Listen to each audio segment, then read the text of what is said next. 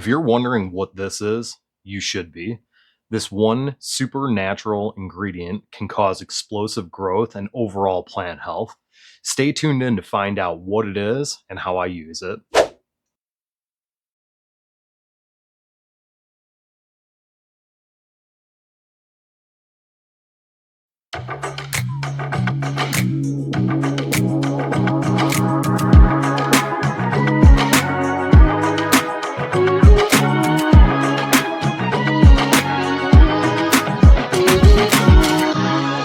All right, so what I have here is aloe vera. I just took 2 leaves that were dying off my aloe plant, and what I did is I put them in the blender with some water and I blended them up really fine. Aloe vera is absolutely amazing for the plant. Look it up. I'll add some info into this video as well, but it's packed full of amino acids, growth hormones, all that good stuff. And the way that I'm going to use it is I'm actually going to put it into my water. So here I just have a funnel and I actually have a strainer down there at the bottom. And the reason for the strainer is I have a bunch of plant material inside here. Like I said, I blended it up. So I want to make sure that all the material is not going to get stuck inside my sprayer here. And then what I'm going to do here is I'm going to mix up between a half a gallon and a gallon of water. And then we're going to apply it as a soil drench. You could also use it as a foliar spray. So there's many different applications that you can use with this.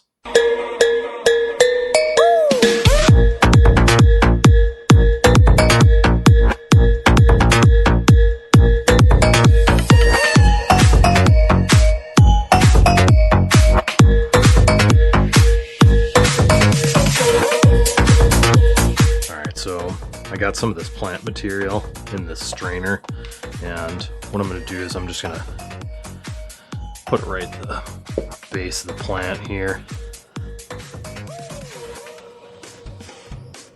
Try to get the rest of it off here. So these plants, I have not watered them since we did the transplant. I've done a little bit of watering on the top of the soil, just spraying it just to keep it moist and also just keep this cover crop coming up and everything. But as far as watering the plants themselves, I have not done any watering. Now, the reason for that is that I wanted these plants to stretch out their root system. What I mean by that is after they're transplanted, what we want to happen is we want those roots to get into all the new soil. And so one of the things that you can do in order to achieve that is you could take the plant, do a nice drenching like we did, and then after that, let it dry out. And what it's going to do is all those roots that were in that soil that the cup came with, they're now going to spread out into the new soil around it, searching for water. So it's just a technique to really force the plants to really just kind of stretch out their roots and look for new water. So what I'm going to do is I'm going to do the exact same thing as what we did when we did the transplant, and that's just going to be soaking the soil all around the plant really, really well. And then all of the amino acids and all the other benefits of the aloe is going to get into the soil, get into the root system, and do just a really, really nice job. Right now I'm spraying around as well just to get all the cover crop. The cover crop's definitely going to benefit from this as well. All plants will benefit from aloe vera. Aloe vera is a natural fertilizer, growth stimulant, and immune booster. It contains amino acids, enzymes, and minerals that help with overall plant health, root development, and resistance to environmental stress. It adds NPK and can mitigate pH stress in the soil. Aloe can be used for cloning or propagating, as it contains natural plant hormones that stimulate rapid root development and shoot growth. Aloe also provides antiviral, antibacterial, and antifungal properties to protect against harmful microbes, yeast, bacteria, and fungi. Cover crop's coming up really, really nice.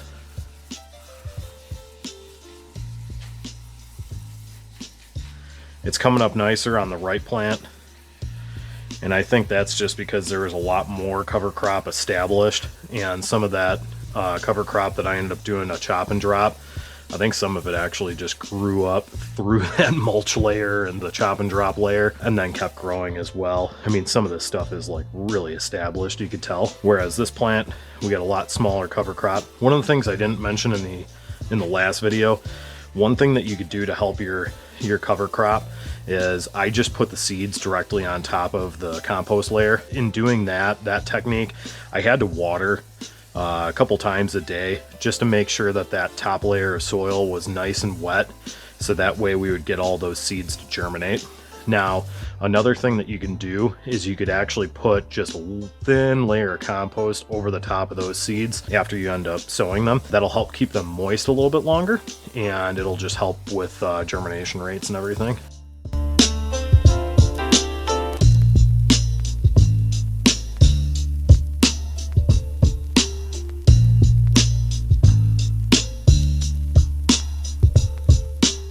So as you can see on this plant here, a bit of yellowing going on. And actually, what I like to do is I like to tuck this under here like that, because we could certainly start some low stress training. What I like to do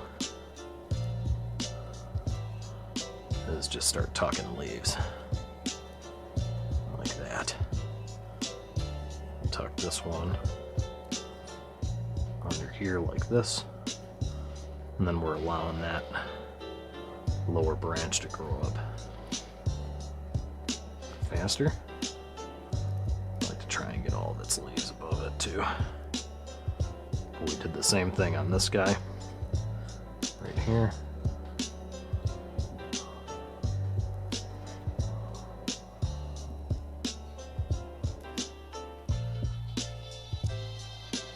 You can't really start training too soon. But this plant, you know, you could see a little bit of like intervenal chlorosis here, and it may have just been running out of potassium. This one, I think, you know, it almost looks like a bit of like a CalMag deficiency, which is also a possibility as well. Just given that we had it in that light soil there, you know, just in that solo cup, so it could have outgrown that pretty quickly. This one is looking good. I like to take the cover crop if it's getting a little bit crazy, and I like to just kind of push it back. That way the plant gets nice light penetration. But this one here, you know, it does have some variegation, and this also could potentially just be the plant. I'm going to keep an eye on it. The leaves did feel a little bit papery, which, you know, again, that is a potential sign of potassium deficiency. So I'm going to keep an eye on it, but so far it's looking pretty good, and it's growing pretty well, so I'm not overly concerned about it. But on this one, what I might do with this is I'm just gonna kind of tuck this leaf here, these top two leaves right there. I'm going to tuck those, and then what that's going to do is it's going to allow for better light penetration down to the inner portion of the plant. I'm going to do that on this one as well.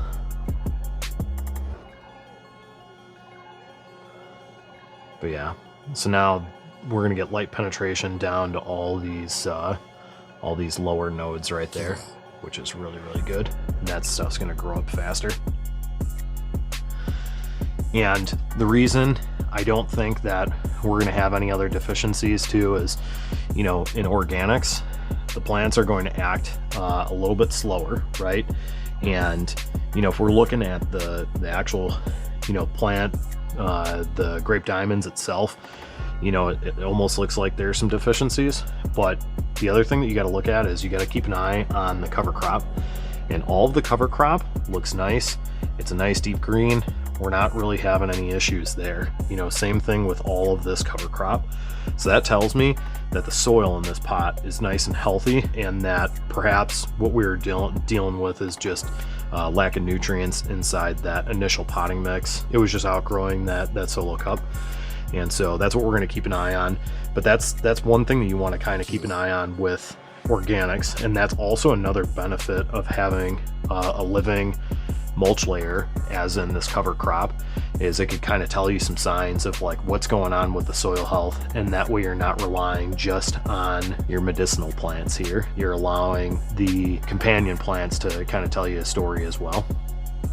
So The light, I've had it at 75% intensity, and right now I'm running about 500 to 600 par on here on these plants, which is perfect for the veg stage. I do have the light cycle 18.6, and then it's also on the vegetative growth cycle as well.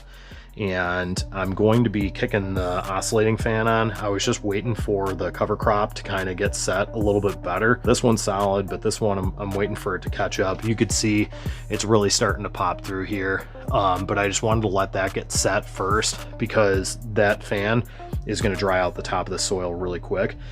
And so at least if I have that cover crop there, that's the whole point of it, is it's going to help keep that top layer nice and moist.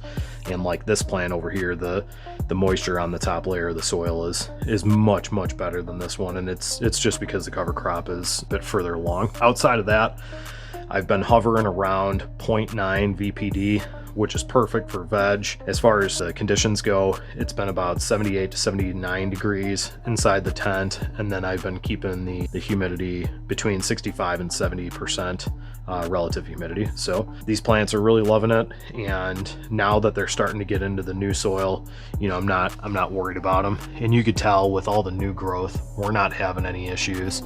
We're not showing any signs of deficiencies. So again, that's why I'm not overly concerned with this plant right now. So